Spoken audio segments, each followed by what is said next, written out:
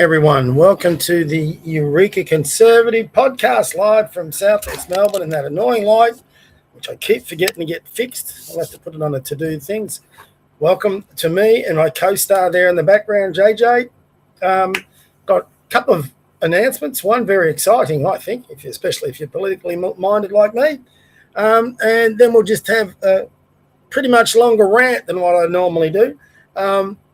I've got an idea for policy, not an announcement, an idea, which I will put together over this week and release and announce next week for the Eureka Conservative, and just add it to our page for those that follow me.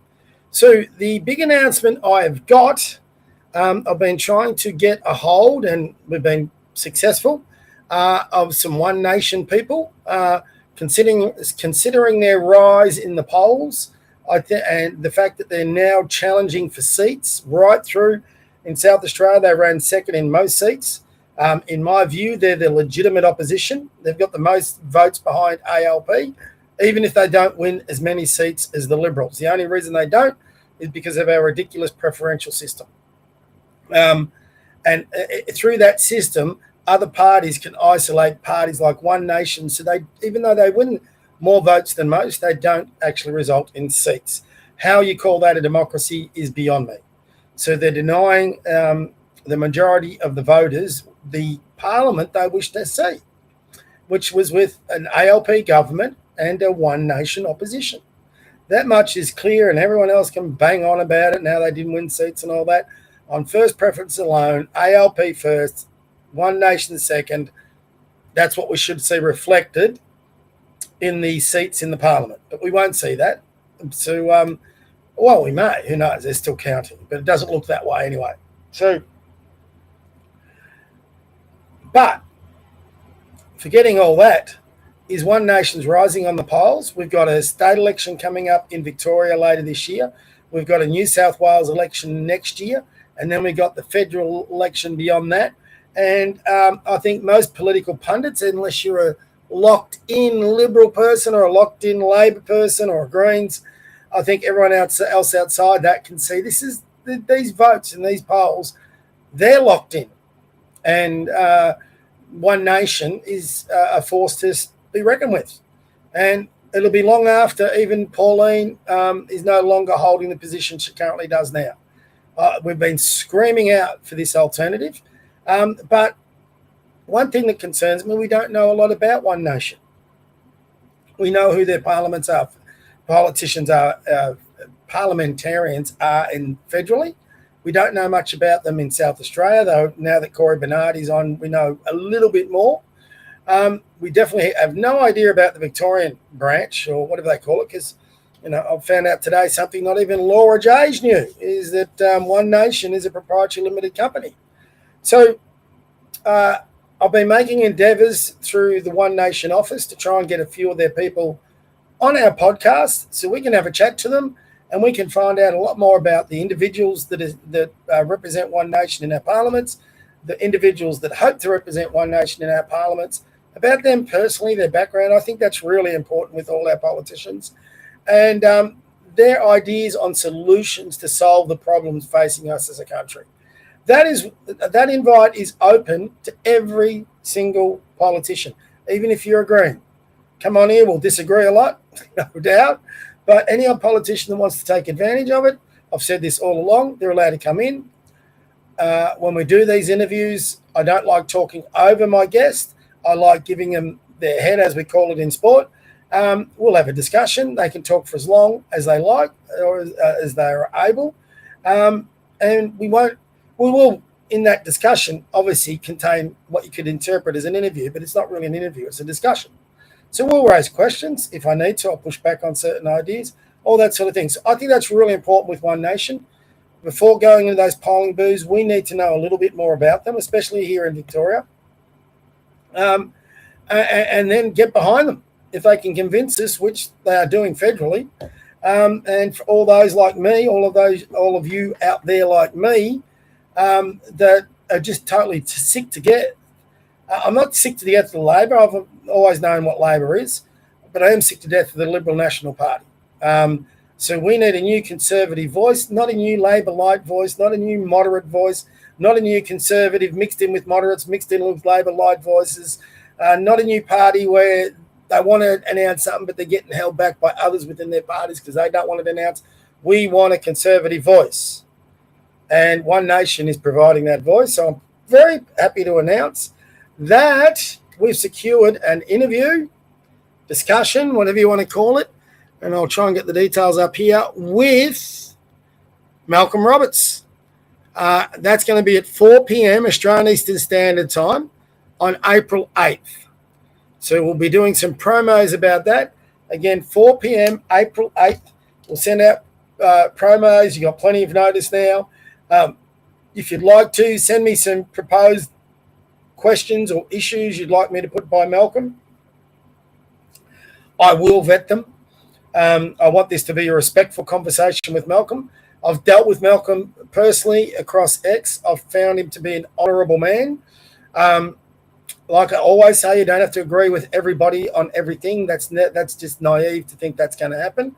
But I've reached out personally and politically to Malcolm, and he's always replied. He's always given me an answer. I think he's a decent and honourable man, whether you agree with him or not. And I think it'll be a fascinating conversation.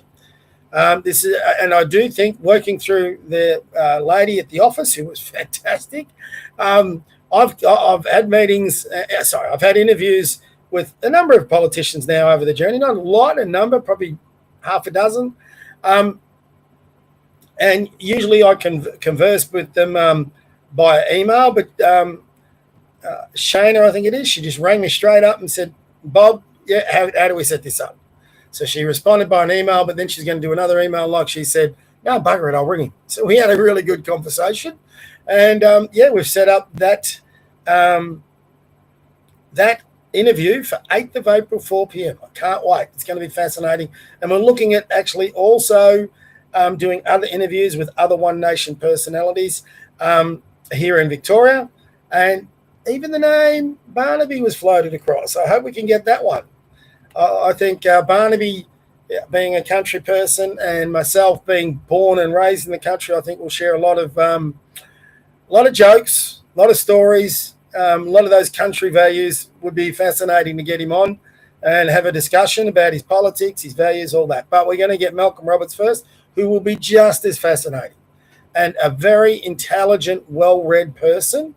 And if you've ever watched the Senate hearings with Malcolm on there grilling people, he's excellent in the way he goes about it. So I'm really looking forward to it. So that's our first big announcement. My next big announcement, not big, but my next announcement is about the policy idea that we're going to be formulating over the next week or so. We haven't done one for a while, but when I was thinking about country earlier today, and this is even before, I was talking to One Nation about their interviews. I was talking to, like, this week it cost me. I have a four-wheel drive, and I have 2 tanks in my four-wheel drive. Magnificent car, Toyota Prado. If you ever want to get a good car that can take you, my screen's not freezing. Let me just double check on X to see how we're going. Sorry, guys. My screen just froze. I just want to make sure I'm okay.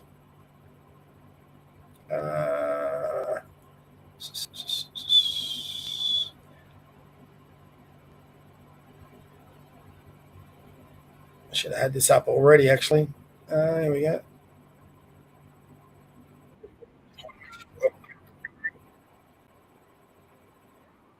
Yep, we're good. All right. So we're all good. There you go. Thank God. I've now lost track what was going on. Oh, yes. So we're talking about regions. This week I put up a post earlier this week with my four-wheel drive, fantastic car, Toyota Prado, and but she's got a dual tank. It takes like 160 litres of diesel. And I was wanting to fill my tank when all the this war stuff started, thinking that there would be an impact on petrol prices, which I was right, but I had no money in the bank, so I couldn't. So finally some cash flow started coming in over the weekend, and I finally had some money to put petrol in there. But I've got no doubt we're heading for rationing. That'll come in sooner or later. So I need my car for work. or my four-wheel drive for work. And so I just decided, bugger it, I'm going to fill the thing right up. I know it's going to hurt me in the wallet, but I'm going to do it. Sure enough, it hurt. 157 litres cost me $453. That's the biggest fuel bill I've ever had. And I was sitting at the pump, and it was just clicking over and clicking over and clicking over. God, when's this going to stop? And the person at the counter was very, very good, young Indian guy, and we had a bit of a joke about the cost of it. It even took him aback. And but the price was so big, I had to put in my PIN code for the purchase. And I barely ever do. I don't make big purchases. You know, I might put $50 in here, there. The most I'd pay for petrol at any one time is, I'm a bit tired. I put in $50, and then the next time I need to put in $50. And I've got a local self-serve station that's quite cheap, but no longer. So I got it at, I think it was around $2.90, which was pretty good compared to other stations. But I forgot the pins. He said, and I tried it 2 times. He said, sir, if you try it a third time, we're going to have to take your card if it doesn't go through. I said, no, is there any other way? He said, well, listen, I can reduce it to just under 100, and it should just go through in 5 payments. So I did that, and sure enough, it all went through. And then I thought, I'll share it on X. Well, one, I got a whole bunch of ALP trolls. I'll get the post up for you. It's quite interesting. I'll see if I can find it. And I expressed my opinion to about Elbow and Bowen and all this sort of thing. Just nuts on how much it's costing us. Am I in the notification? Here I am. I'm just trying to find it. Come on. And everyone is lecturing me. A bit going on today politically. Oh, here we go.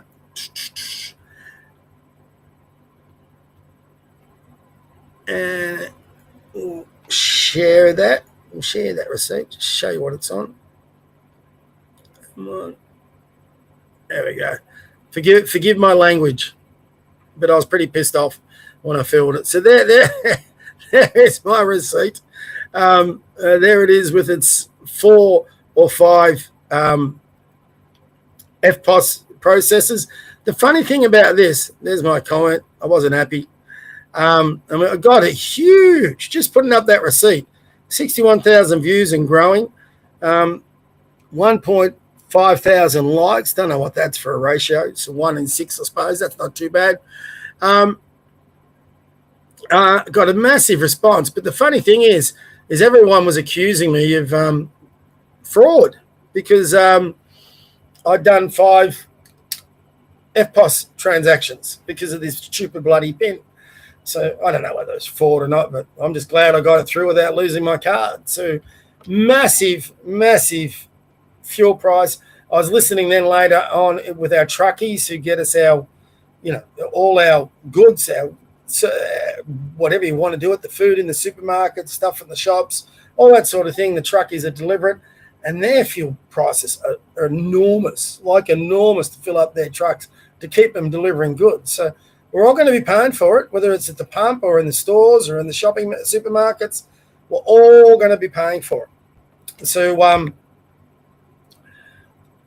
don't know how long it's going to last. I unlike a lot of you out there, I know I support Trump and Bibi Netanyahu in this war. I think it's been a long time coming.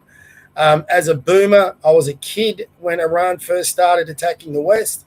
They've been doing it ever since. They've been financing proxies. A president should have done this decades ago. So, yeah, we got to go through a bit of pain. I just hope Trump sees it through. I'm not too sure that he will, but I hope he does. We will see, but no one's done it like he's done it so far. And there was a very good point made on today that he's got Iran at its weakest point. If he pulls out now, they will rebuild and we'll be just back here again in 10, 20 years. I might not be around then, but just deal with it now while you've got them on their knees and get this thing done. That's what they need to, I think, the approach they need to have to it. And then we don't have to worry about it anymore.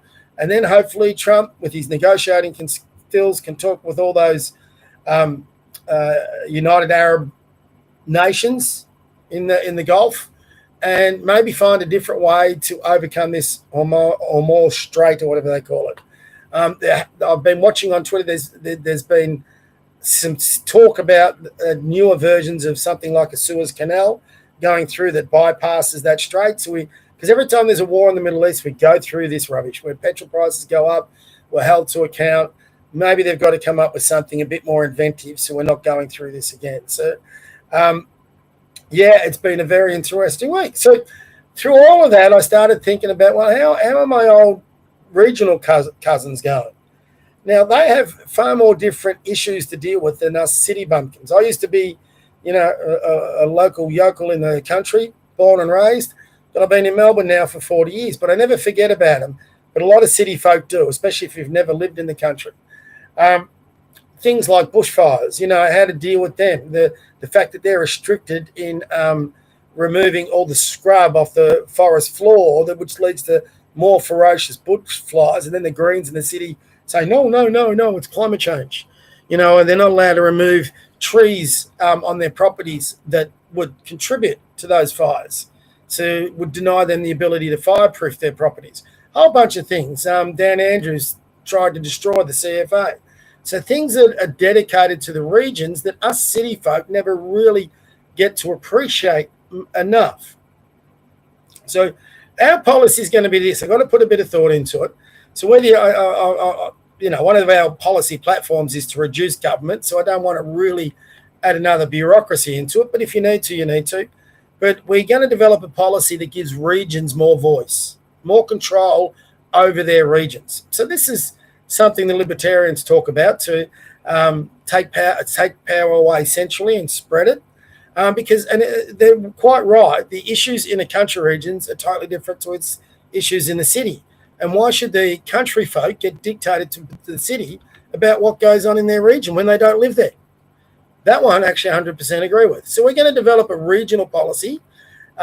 It's going to tie in with those citizen referendum that gives the country folk far more say and over their policy that affects them, but also the ability to override their politicians. So we will announce that next week. It will come under our governance and give the country folk far more power to override stupid policy being imposed on them, whether it's from state parliament or whether it's from the federal parliament.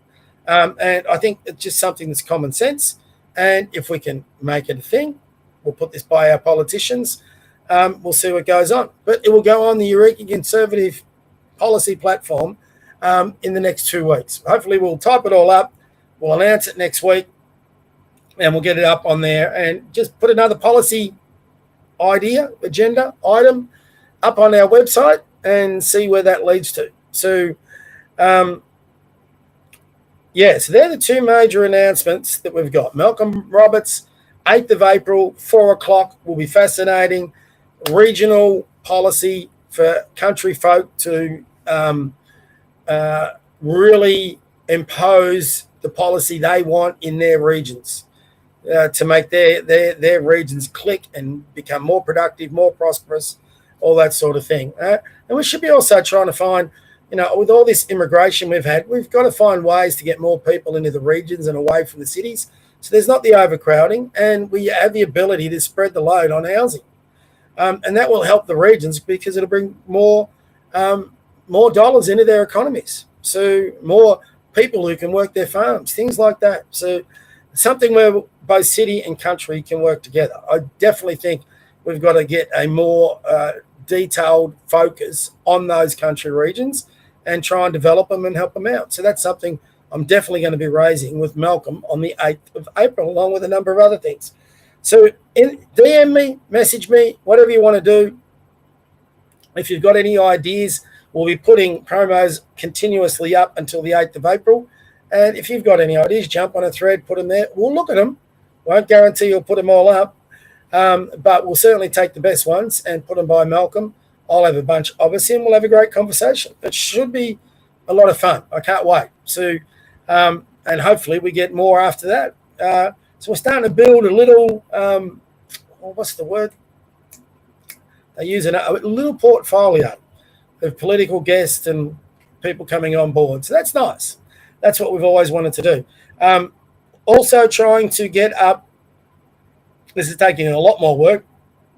We had a special guest on a few weeks ago, Amir, an Assyrian immigrant from Iraq. Fascinating story. If you haven't seen it, get on my YouTube channel, look it up, find Amir, and just listen to what he's got to say. It is fascinating.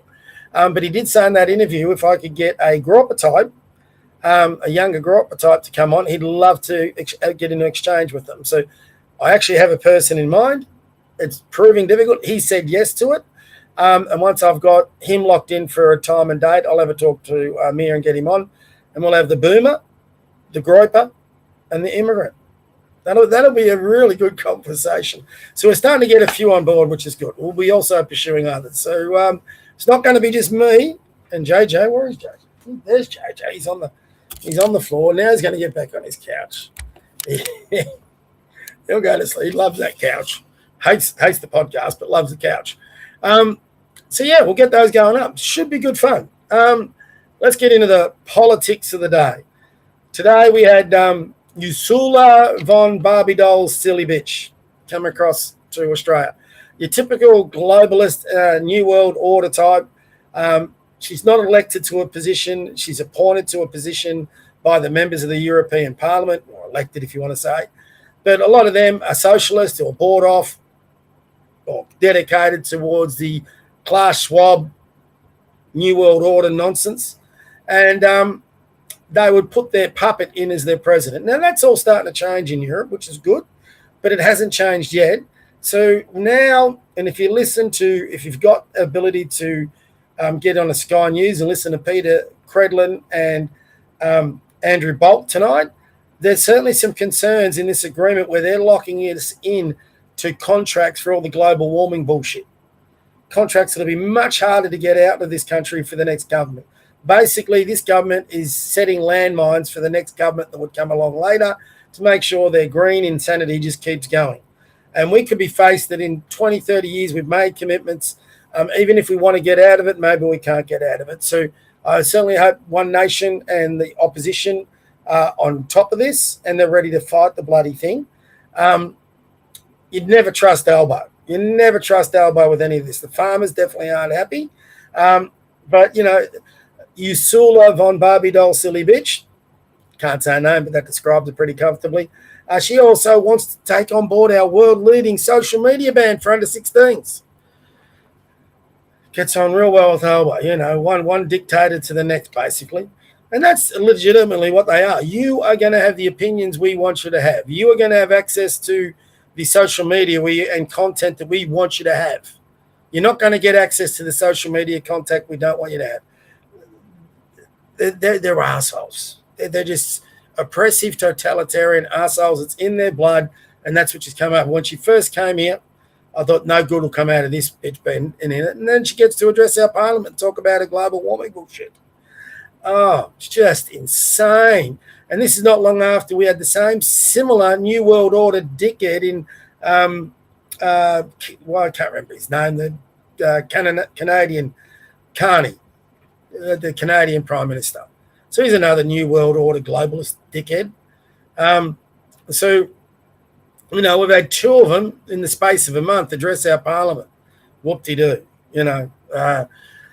It's going to impact on us in a bit. And I honestly, sometimes I just don't trust these free trade. It always seems to be free trade going the other way. Let's hope we get something out of it, but I'm not confident at all. And there's been little transparency in this agreement. So Albo's just going to target anyone who disagrees with it and says they're not patriotic and la, la, la. The same man who will, isn't it interesting, if you watch the end of the South Australian election, we've got all of a sudden Malinowskis the Great, he's reading Henry Lawson poetry. And all of a sudden he's a patriot. This is the same guy that said, you know, had a crack at One Nation supporters because who's going to wipe our ass when we're retired? You know, basically saying that's what they're bringing the immigrants in. We're going to have Indians wiping our ass. No, hell no, you're not. No, you know, we're nowhere near you're going to be having that happening. Not with me. I'm not going to have anybody wipe my ass. Thank you very much. And what was the other thing talking about? Oh, well, it's important we have the immigration or we wouldn't have the cuisine that we currently enjoy. Really? That's our national interest? What's the food we eat and whether someone wipes our ass? But now apparently he's encouraging them all to go on about patriotism. But he wants to bring in immigrants to wipe our ass. Hold on. Which one is it? Are you patriotic about Australia and its heritage? Or are you the word that's coming out from all the Labor people at the moment, Andrew Lee, if you look up his latest video, he's a total dickhead, one of the ugliest people I've met, coming from me. But he and Elbows mentioned this about modern Australia. The ALP keep talking about modern Australia. That is code for immigration, immigration, immigration. And if you're opposed to modern Australia, you're a racist bigot, blah, blah, blah. Albo in his last couple of speeches has talked about how we can't go back to the 50s and 60s.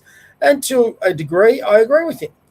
But that doesn't mean we can't still preserve our heritage, our history, and our culture from those times and the decades before, and insist everyone who comes here abides by that history, heritage, and culture. But that's not what Elbo's talking about. And if you want any more proof of that, look at what happened in the mosque, where Elbo sat on the floor, shoes off, under a big quotation for the Quran with an imam sitting over his head.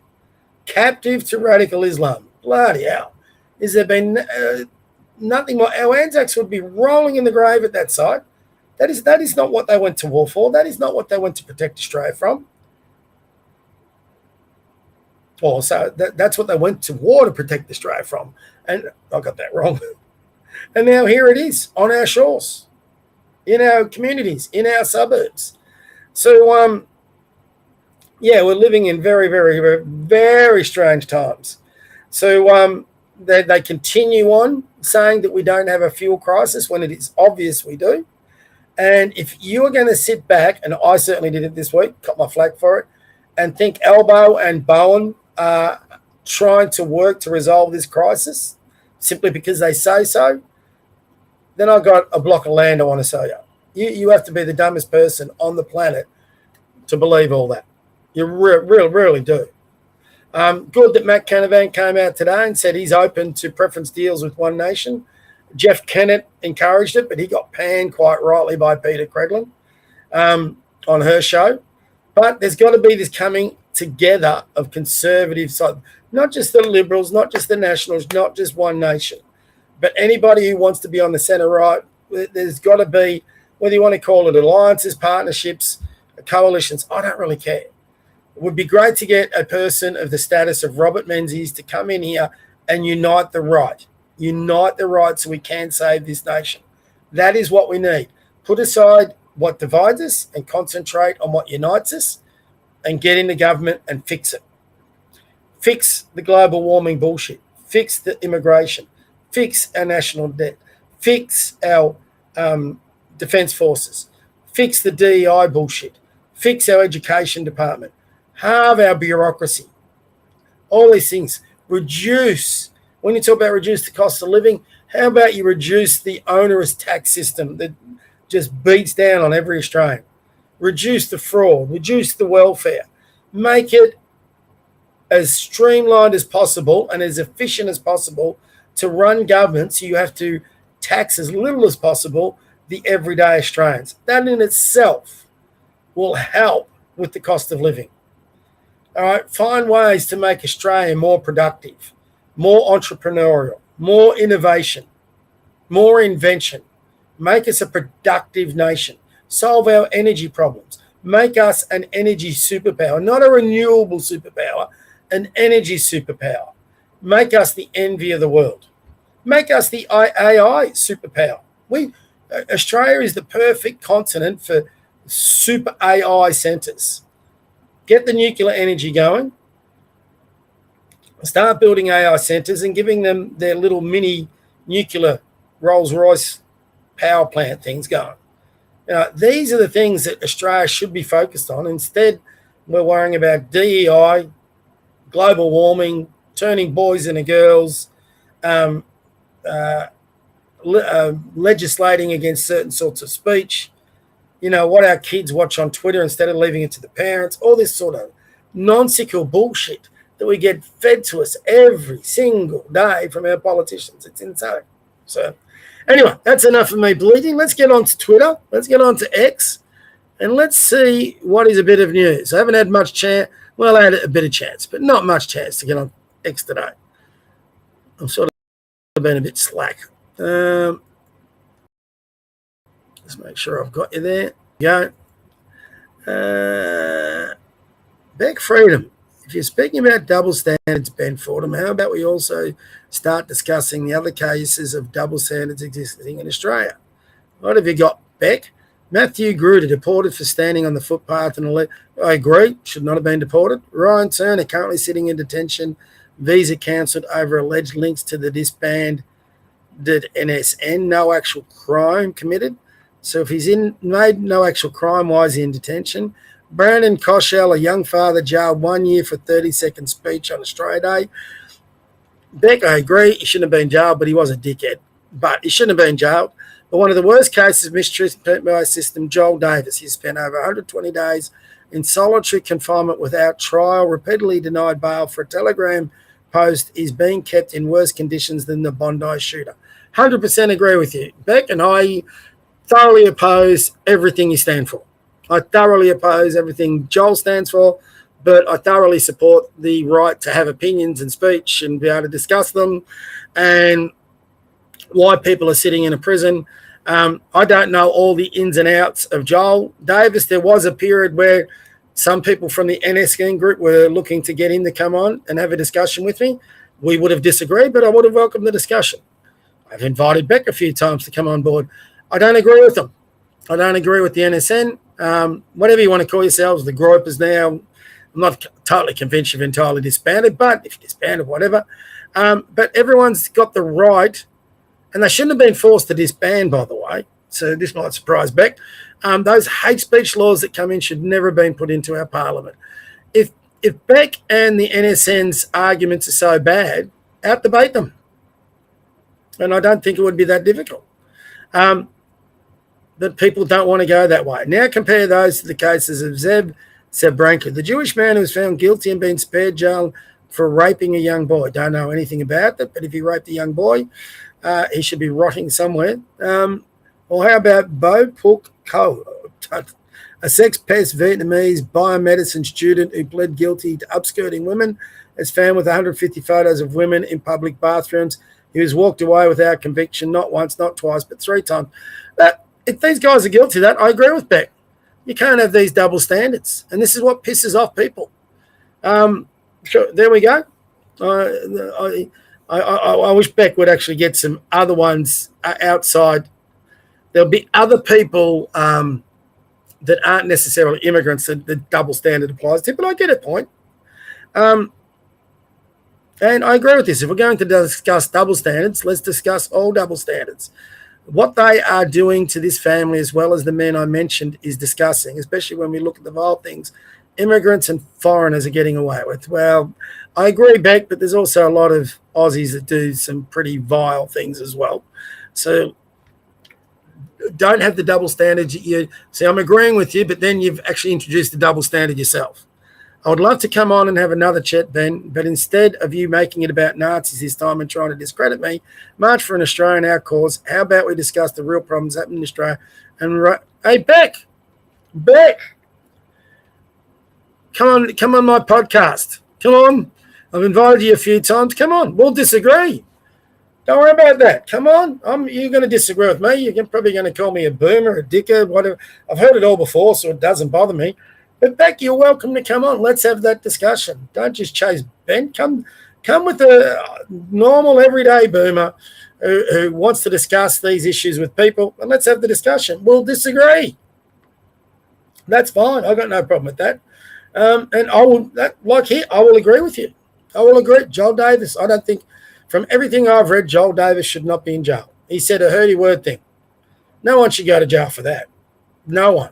So, and I'm on the totally opposite side to Beck and Joel and a bunch of these guys. That guy that went to the protest that stood in front of the New South Wales Parliament that was deported to South Africa, and we're bringing ISIS brides into the country. Makes no sense. I agree, Beck. Totally agree with you. Do I agree with your ideology? Hell no. But do I agree with you on that? Hell yes. So if you want to have a sensible conversation, I'm ready and raring to go. Come on board. I'll message her once again. I've done it a couple of times. She doesn't come on. Not too sure why, but she's more than welcome. I'll raise the Nazis and all that because, duh, of course you would. Now it's not going to work.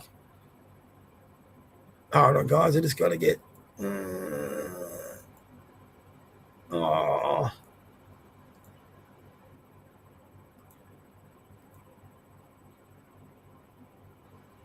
Sorry, I'm just trying to get it in. Here we go. Add the folder, and I'll come back to her a little bit later. Yeah, I've got it. Incredible. Sorry, guys. How's that come? I think I had that on too small. That's a bit better. All right. My brother went offshore.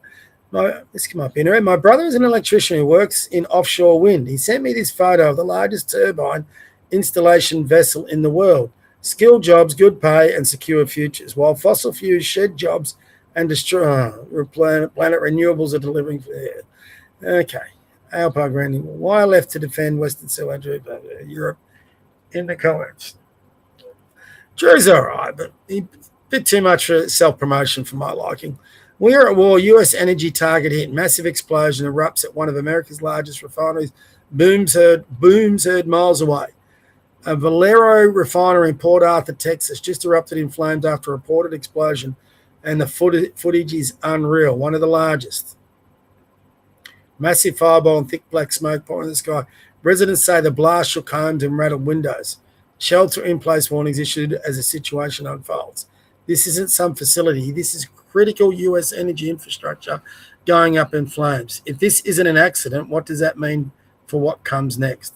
Fair point. That is pretty big. Let's have a listen.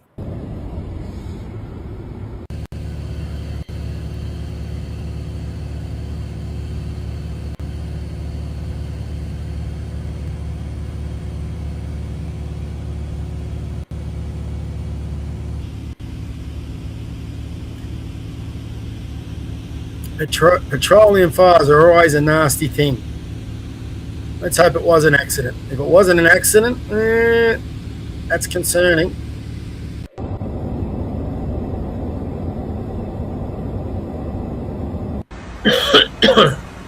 It's billowing, isn't it? Wow. See what else is news.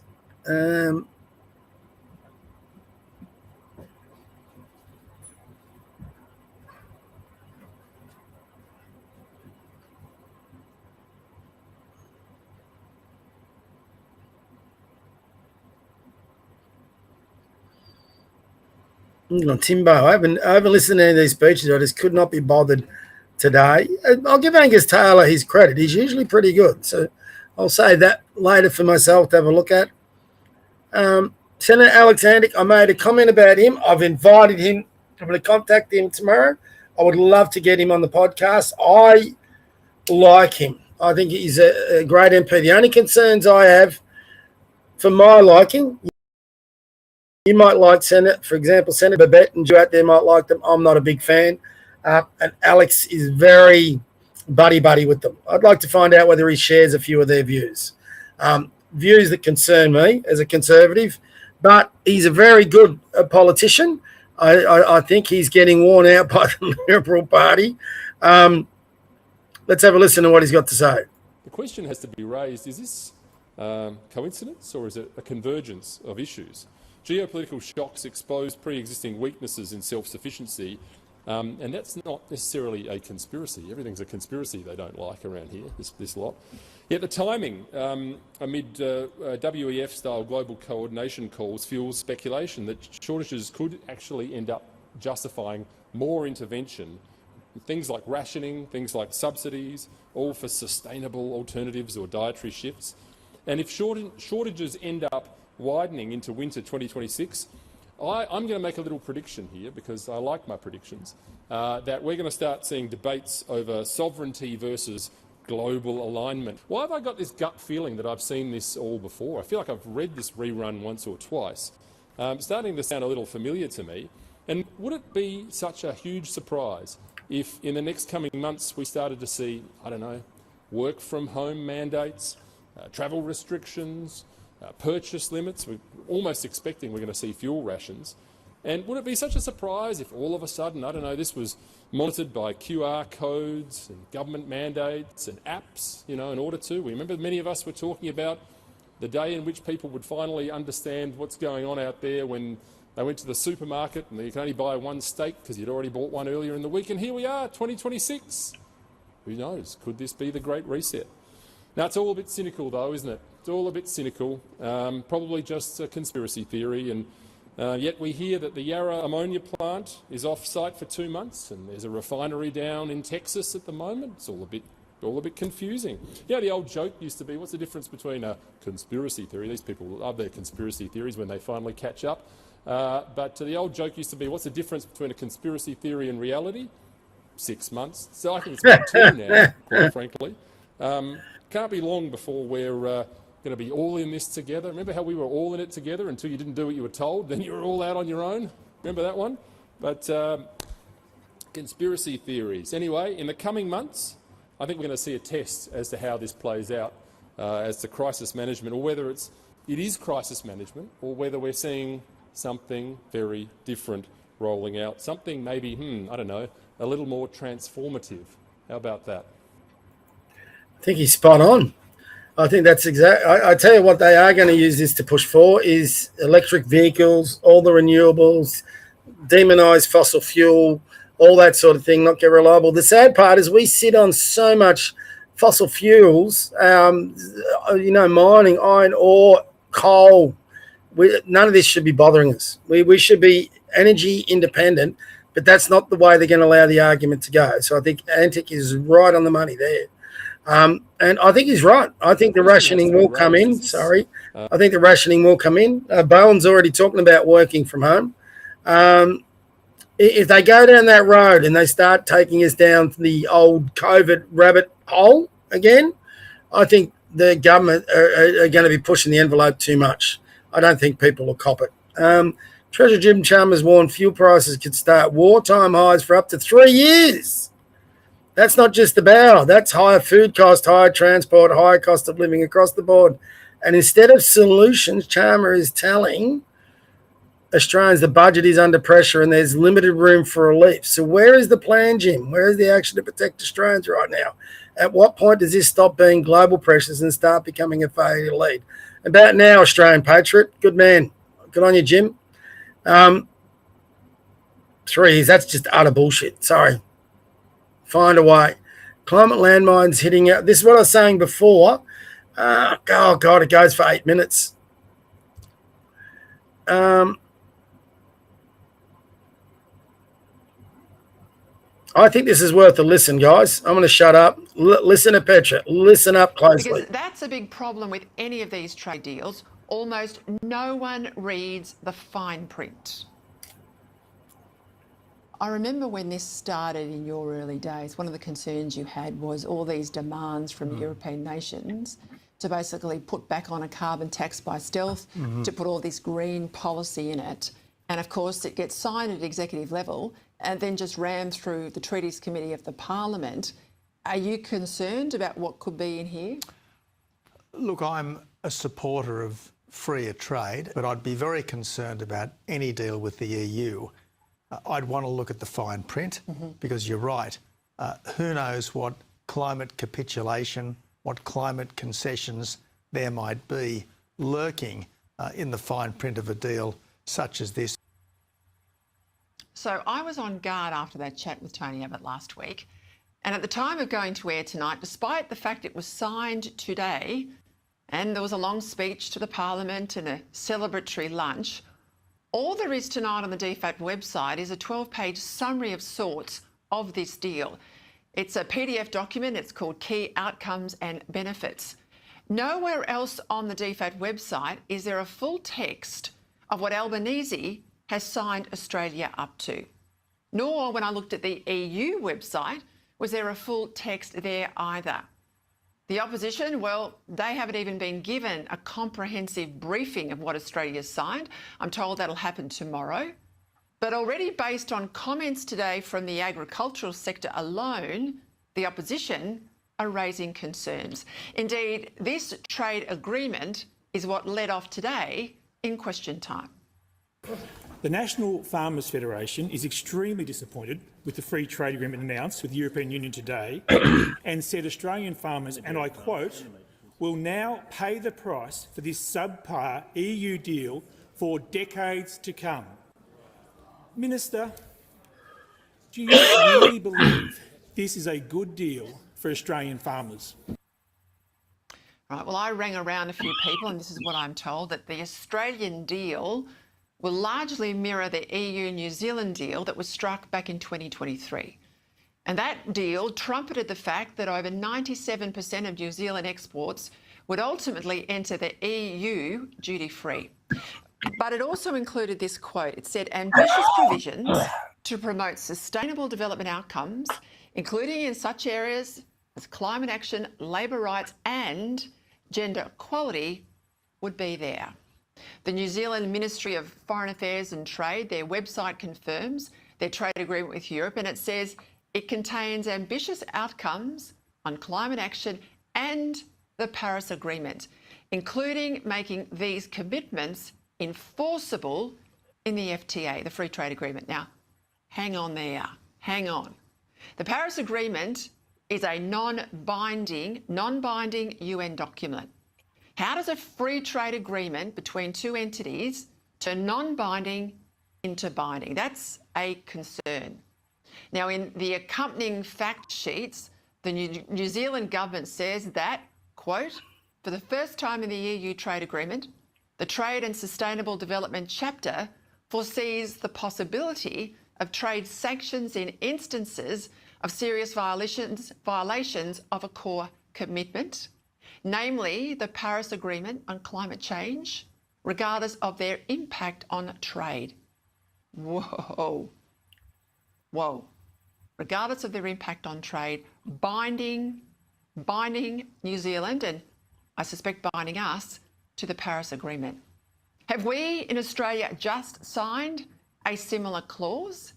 Is that why there's no information on the DFAT website tonight and scarcely a briefing for the opposition? So here's the question. Is the Albanese government trying to make climate change commitments that were not legally binding under the Paris Treaty, legally binding now through the back door via trade sanctions? Damn straight he would be. Because I think they are. Because digging around on the DFAT website, I found this, and I quote, it says, for the first time in a free trade agreement, Australia and the EU have made a binding commitment to implement obligations under the Paris Agreement on climate change. This is huge. The Abbott government, it's worth noting, only signed up to the original Paris Agreement, the 26 to 28% emissions reduction target, precisely because they were non-binding. And they signed them only on the basis of official advice that Australia could achieve these targets without extra spending or further policy change. Now, it's true, the Albanese government has legislated much higher targets for Australia now, a 45% emissions reduction. We won't achieve that. We will not achieve that, largely failure to achieve its epically ambitious renewable energy rollout. But that's domestic legislation. I mean, you can change domestic legislation, and we should change it if the government changes. But in any event, none of that has an enforcement mechanism. What the Albanese government seems to be doing today with this free trade deal with the EU is now permitting trade sanctions that will force Australia or punish Australia if we do not meet these now binding Paris agreements. Why on earth would we sign up to something that allows the EU to punish us if we make changes to how we want to deal with climate issues in this country? Why would we throw away our sovereignty like that? After all, our energy economies are very different. Europe's got this heavy reliance on zero emissions nuclear power, while our laws in Australia ban it here. As I listened today to our key farming groups, almost all of them were upset with the poor quality of this EU deal. It's a very disappointing day for agriculture generally. It really does fall short. It's a kick in the guts. We never saw really any opportunity because the EU just give tens of billions to their agricultural sector every year. There you have it. So what have we actually signed up to? And what COVID taught us as a country and what the Iran war is again teaching us, we've got to be able to stand on our own 2 feet as a country, be self-sufficient for as much as we can, for as long as we can in a crisis. Now, we are blessed with natural resources in this country like few others on earth. And rather than sign agreements that handicap our advantages, we need to instead make the most of them. I mean, build, grow, dig, drill, use everything we have at our disposal to stay strong, prosperous and sovereign. Now, I would implore the coalition not to agree to this free trade deal today, not to agree to one word of it until they have gone through it line by line, and not the little cheat sheets, not the 12 pages on the website tonight, but the full detailed treaty document. Because from what I've read today, what I looked at today, I fear this is a dud deal for Australia and that we have been sold out by the Albanese government, because this is a government that's really good at the politics, but it is appalling at anything that requires intellect and hard work. Well said, Peter. That is a major problem for Australia. That free trade deal, the supposedly free trade deal. I think that was an important thing. I don't normally play clips that go that long, but I certainly think that was an important clip for you to be able to have a look. I'd already heard that today. I've got something else here while you were listening to that. There's a couple of funnier things, or not funnier, concerning things, funnier things, ridiculous things, our politicians. As we've been talking about, so here's the first one. New South Wales Premier pushes national fuel rationing. This is what Alex Antic was talking about. Thank God I filled up my car. COVID-style protocols to manage a fuel crisis, warning rationing and work-from-home rules may be needed. He urges a national consistent approach as shortages grow. Here we go again, with 166 petrol stations now without fuel. So that's exactly what Alex Antic was talking about. What's next? We're going to have the mask to identify us for ord and fuel or what? I don't know. Our governments are just so pathetic. They are really pathetic. Talking of pathetic, Senator Kennedy Wong, Ursula von der Leyen, blondie bitch, is the first woman. Well, that's important. It's the first woman to address a joint session of Parliament in Australian history. Woohoo! Oh, God. It was a privilege listening to her address, highlighting many things that unite our disparate parts of the globe. No, she didn't. Here's a summary of the fuel crisis. Let's have a listen. More than 160 petrol stations across Victoria have now run out of fuel. Demand has soared 400%, but the state government insists supply isn't the issue. Panic buying is. Oh, of course, it's us.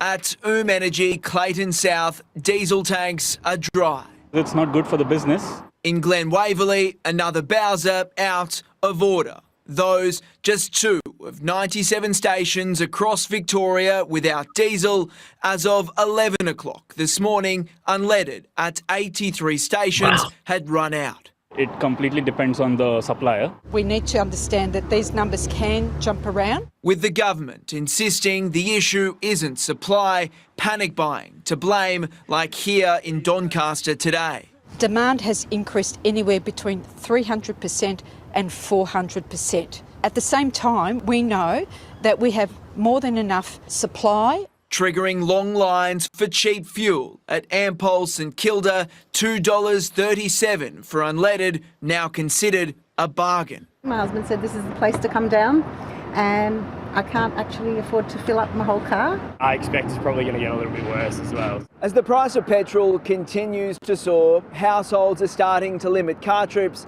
to save on fuel. Some now even changing their shopping habits as produce prices are pushed higher. Probably about 25% to 30% increases so far. It's really sad that people are having to think about this. Jordan Quinn, 7 News. But it's everyone else's fault but our governments. And look, I include the past Liberal governments in all of this. It goes back to, a lot of this goes back to, well, I'll tell you where it all started as a boomer, is 1979.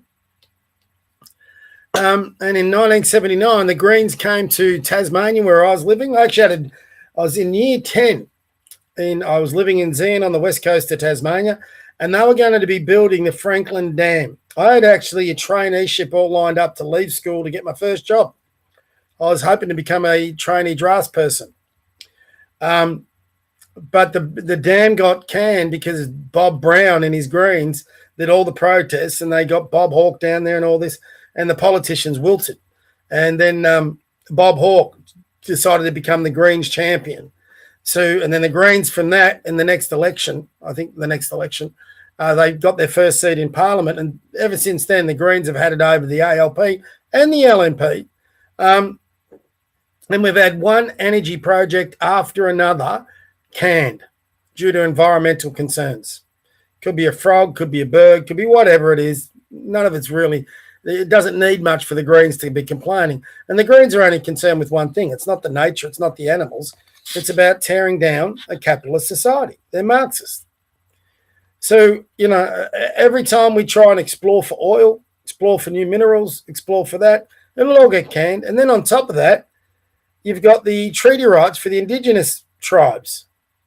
So, and that's a rot. So we've got all these natural resources under our feet on this continent, but we can't use them because of some stupid bureaucracy that's been put in by the Greens, the ALP, and yes, the LNP. So our politicians have just been screwing this up for nearly 50 years. And, you know, now the pipe has come to pay. You know, it's time to pay the piper, as they say. So we're all going to, sadly, if this keeps going on, I hope Trump can finish this war in Iraq very quickly. But if it all keeps going on, we're in trouble. Americans aren't. They've got the Venezuelan oil. If only we had a leader like Trump. But other countries will be in trouble. But that doesn't bother Trump. Why should it? It's his elections over there he's got to worry about, not the ones here. And we're reliant on oil from that region, from the Gulf, through the refineries in Asia, because we don't have them anymore. It's just insane. The whole thing is insane. People just don't think about this when they vote. And that's actually, which is kind of sad, the ones I'm actually most pissed off. This was obvious going back decades. I've been talking and arguing with people about this for ages. The more you back the Greens, the more this was likely to happen. The more our politicians kowtowed to the Greens, signing up for the Paris Accord, renewables, or everything. This was always coming. And you get the government you deserve, sadly. And we voted for too many of these assholes. And, you know, now we're getting the repercussions out of it. So let's get a couple more stories on it. And let's see if we can finish on a bright note. That'd be nice. There was one good story. I don't know whether I put it in. I'll see if I can find it. Prince William. I might not be at church every day, but I believe in it. I want to support it, and that is an important aspect of my role and the next role, and I will take it very seriously in my own way. I hope he's very serious about that, because his father's a dickhead. You know, hopefully he's got a bit more of his mother, and he's going to take England back to their Christian roots and stop kowtowing to the Muslims. That's what we really need out of him.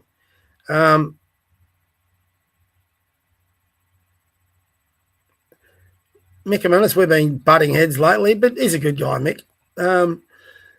We exchange, which is what we want to do. Like I said before with Beck Freedom. That's what it says. The unfortunate thing is, if you're a common sense Australian, now you're considered far-right conservative, or you're considered some wacko just because you love faith, community, freedom, your family, self-accountability, like all of these things that were just normal traits, you're now considered to be crazy. And so I enjoy taking one step back to get people to think, like, oh, actually, I do miss that. You know, I do miss being around the table with my family. I do miss saying grace. Like, I do miss these things that we've lost. And so in that sense, I feel like that's why they're resonating, you know? And we have lost them. That's what's so sad. I mean, even the kids running around with the sprinkler in the backyard. I think the unfortunate thing... Nick, well done, mate. That's a good clip. Totally agree with it. As Alex Antic was saying, right on cue. He says it in Parliament and boom, there we go. I've stood by, here we go, Tucker. I've stood by Tucker and all the hate against him as I will here. He's entitled to his opinions, but he is bonkers. I have fought against people who have said he's owned by Qatar, but dude, this is a red line for me. Fuck this clown. If you listen to this, Tucker's lost it. Sorry. I've been saying that for a while, so no surprise to me. 2 more seats from the South Australian 6 News is always good. Love the 6 News boys. Shout out to you guys. You always do a great job. Leo, fantastic. 2 more seats from the South Australian state election can now be projected by 6 News. Labor will retain Light against One Nation despite a 20% swing away from them on primary votes, while independent Lou Nicholson will defeat the Liberals in Finniss. So that's disappointing, but that's huge. A 20% swing against Labor to One Nation. So far, it looks like One Nation's only got one. How does that make sense? How does that make sense that when people keep telling me the preferential system is the best on the planet, they've come second in first preferences, Liberals third, clear, it's not a little bit, and yet they've got 1 seat and the Liberals have got 4. That's democracy, is it? If you think that's democracy, you got rocks in your head. What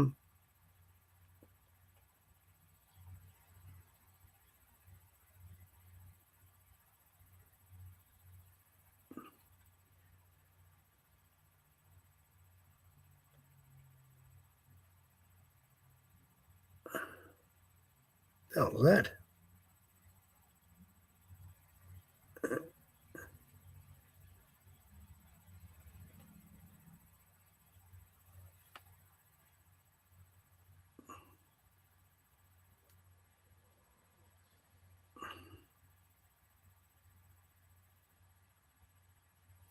This looks interesting. It's obviously World War II, a German Messerschmitt yet.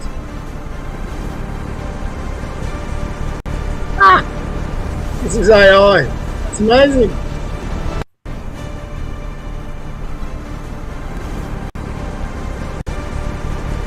That would have been pretty frightening to go through.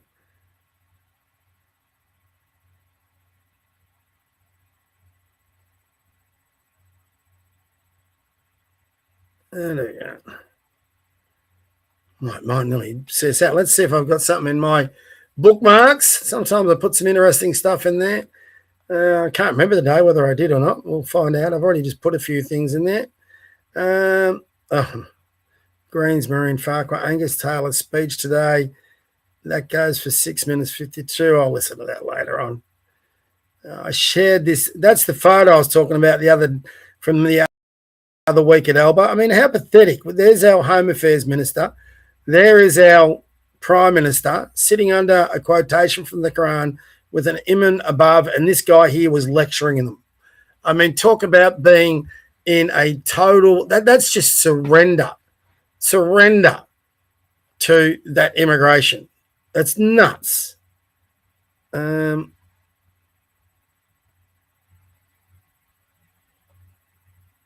no, I didn't think I had much in there. Oh, this is quite old. Let's have a look at my politics. So it could be a very quick Eureka podcast this week, but like I said, we've got fantastic. Yeah, no. Oh, God, I haven't been adding things on. Maybe my notifications might be better. No, they're probably not any good. Been copping a bit. No, this is who Ursula van in. This is who she's accountable to.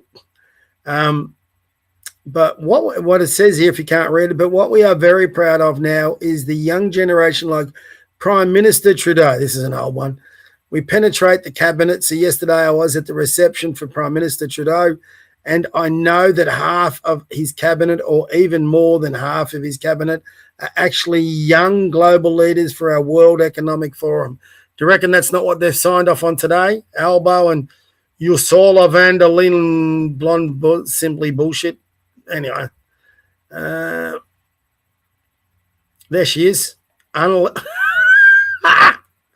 go through that just in case I offend anyone. I haven't put anything into my bookmarks. I'll go back to home. Let's see what else we've got. Buying petrol in Australia right now. What's that? Let's last one. This is appropriate. Gonna cost a lot of money. Let's see. Gonna be about $6,500. How about $50? $50? Cost at least $3,000. Gonna cost a lot of money. Let's see. Gonna be about $6,500. How about $50? $50? Cost at least $3,000. Gonna cost. Yep, that's about right. Good time to finish, I think.